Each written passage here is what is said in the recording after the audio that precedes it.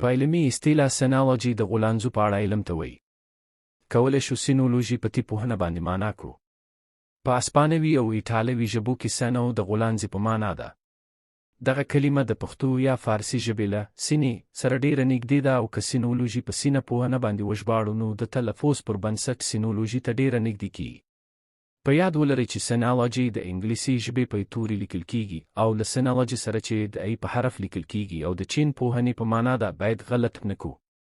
اسټلی کوپر په 1820 کال کې د انګلستان د 4 جورج او وروسته د ملکې وکټوریا شاهي ډاکټر و. کوپر تکړه غولانځ پوه و چې د غولانځو په اړه خپلې څېړنې او مطالعات په خپل کتاب د غولانځو اناټومي کې راټول کړل.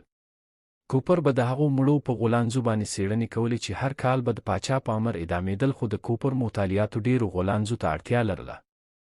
نو هماغه و چې طبي پوهنتونونو د مړو تجارت شروع کړ.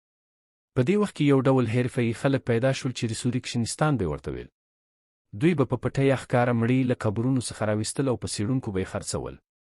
یو وخت داسې راغی چې د ریسورکشنستانو یا د مړو غلا کوونکو غټ غټ بانډونه جوړ شول چې دوی به د مړو د سوداګرۍ لپاره نشه یان وژل او په ډاکټرانو خرڅول. کله چې حکومت متوجه شو د مړو راویستل یې لغوه کړل. د څېړنو لپاره یوازې هغه خلک استخدام کړل چې یا به د شاهي فرمان له مخې اعدامېدل یا به په زندان کې مړه کېدل او یا هغه چې وارثان به یې نه لرل. همدارنګه حکومت یوازې څېړونکو ته د مړو د راویستلو اجازه لیکونه او لایسنسونه ورکړل. کوپر د شیدو د مجرا په اړه په 200 تیونو څېړنې وکړې او 100 کال وړاندې ډېرې په زړه پورې او علمي نتیجې لاسته راوړې. د کوپر د تجربو طریقې هم ډېرې جالبې وې. د ښځې غولانځې له شحمیاتو څخه جوړې شوي، نو کله به چې کوپر په غولانځې باندې تجربې کولې نو غولانځ به یې په اوبو کې تر هغې وخوټوله تر څو به چې په غولانځ کې موجود شحم ټول ویلې شول او د غولانځې پوستکی او د غولانځې داخل د شیدو شبکې او غدې به سره بیلې شوې. په دې ډول به هغه ته د غولانځې ټوله اناټومي په واضحه توګه ښکارېده او په اسانۍ سره یې مطالعه کولی شوه.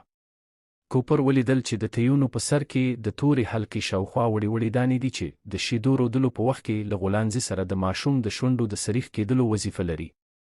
همدارنګه یې ویل چې په تیونو کې د عصبي رشتو ډېره ګڼه شبکه او رګونه شتون لري چې د غولانځو حساسیت یې ډېر کړی او د رودلو په وخت کې د شیدو بهېدل تحریکوي.